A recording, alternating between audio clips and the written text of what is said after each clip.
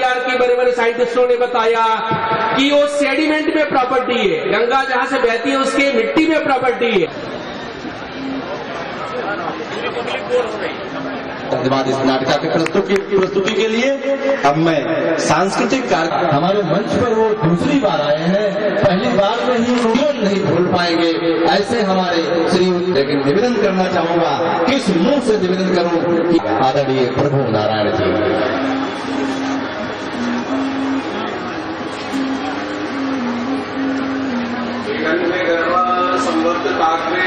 कीर्ति से इस ज्ञान से अंतरात्मा की गहराई से करता हूँ।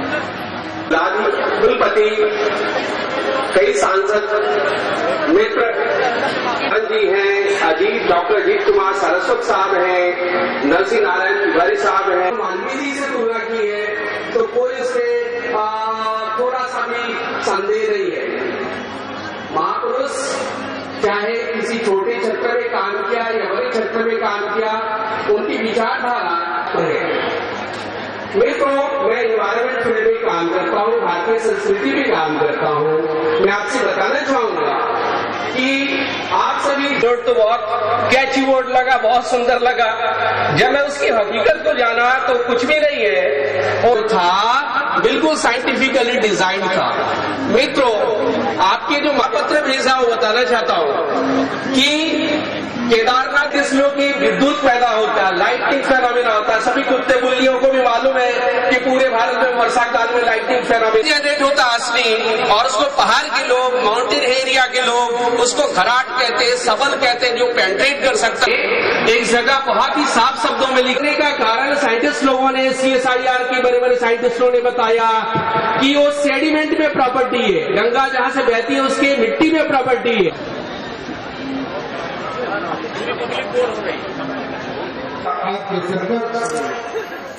किसी आशा के साथ हमारे सांसद महोदय ने आज सबका अभिनंदन किया, स्वागत किया।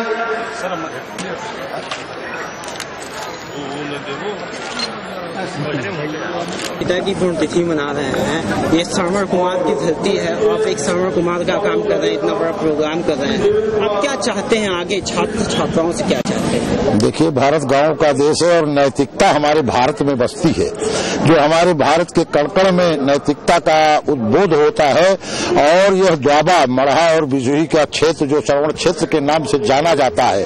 श्रवण कुमार ने अपने अंधे माता पिता को एक लगाने, तीर्थ कराने का एक बीड़ा जो उठाया था, निस्संदेह वह अनुकरणीय है, और उससे हमारे यहाँ की जनता, पूरा विश्व यह सीख लेती है कि हर बच्चे को अपने माता पिता के उन्नयन के लिए और उनके पक्तिनों पर चलते हुए उसके विकास के कार्य को तत्पर रहना चाहिए। इसी थीम को लेकर मैं, क्योंकि मेरे पिताजी पंडित राम कुमार पांडे, जिनको ग्रामर्स की उपाधि दी गई थी, वह गांव में पैदा हुए थे और शिक्षा दीक्षा उनकी गांव में हुई, लेकिन सर्विस करने लखनऊ ऐसे शहर में गए थे। वहां वो प्राचार्य रहे जनता इंटर कॉलेज के।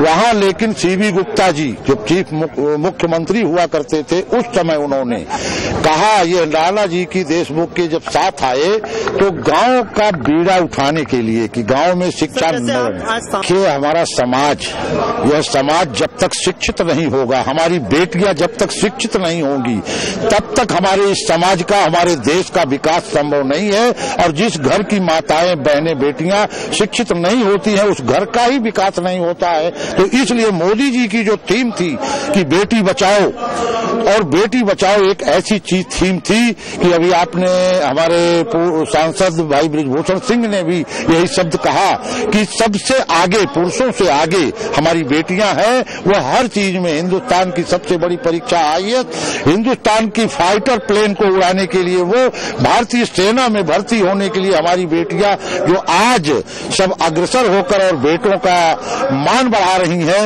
वह निस्संदेह ग्रामीण स्तर से ऊपर धरती जो है पूरे विश्व गुरु के रूप में जानी जाती थी और मर्यादा पुरुषोत्तम राम की कर्मस्थली थी, जन्मस्थली थी। और चक्रवर्ती सम्राट जब हुआ करता था तो वो हमारे भारतवर्ष नहीं पूरे विश्व का एक हुआ करता था। जो राजा राम चक्रवर्ती सम्राट के रूप में थे, जैसे हरिश्चंद्र थे, रघु थे, इन लोगों के पूर्वज थे और उन्हीं पूर्वजों के उससे राजा दशरथ का पुत्र, जो उन्होंने अपनी मर्यादा को दिखाते हुए इस अवध की धरती को वो किया जो पूरे विश्व में आज जानी जाती है अवध के नाम से और राजा राम के नाम से जानी जाती है। उसी का अनुकरण हमारा समाज करता है, हमारा समाज कर रहा है। और मोदी जी की जो थीम है वह वैज्ञानिक युग की थीम है और 60% युवाओं को तरजीह देते हैं हमारे मोदी जी रहा है। और अयोध्या को मोदी जी ने रामेश्वर तक जोड़ने का प्रयास किया है और 4 लेन सड़क और जितने हमारे पर्यटक स्थल थे, जैसे श्रवण क्षेत्र था, श्रृंगी ऋषि था, शिव बाबा था, विष्णु बाबा था या भगवान पट्टी थी, ऐसे तमाम गांव का नाम जो नामकरण हुआ जहां भगवान राम ने अपनी लीला को शुरू किया था और या भ्रमण किया था या वनवास के दौरान कार्य किया था, उन सबको मोदी जी ने एक सूत्र में पिरोने का कार्य किया है। चित्रकूट, रामेश्वरम और अयोध्या को जोड़ने का प्रयास किया है। उसमें अम्बेडकर नगर का भी विकास निस्संदेह आपको यह लगेगा कि श्रवण क्षेत्र, श्रृंगी ऋषि, शिव बाबा, यह सारे क्षेत्र मेरे उसमें आते हैं। और पर्यटक की मानचित्र पर मैंने भी अपनी 6 महीने के कार्यकाल में इसको वहां तक ले जाने का प्रयास किया। श्रवण क्षेत्र, श्रृंगी ऋषि और शिव बाबा को मिलने जा रहा है, यह मैंने प्रयास किया है। नियमित हो जाए, यह 5 साल के अंदर यह मोदी जी के ऊपर आश्वासन 2017 में भारी मतों से मैडम ठीक है। देखिए ये काल क्योंकि राष्ट्रीय काल है, राष्ट्रीय काल को मैं घोषित नहीं करता क्योंकि माननीय मोदी जी हमारे राष्ट्र के देश के प्रधानमंत्री हैं। कोई भी घोषणा हमारे देश की यह परिपाटी रही है जो होता है वह करता है।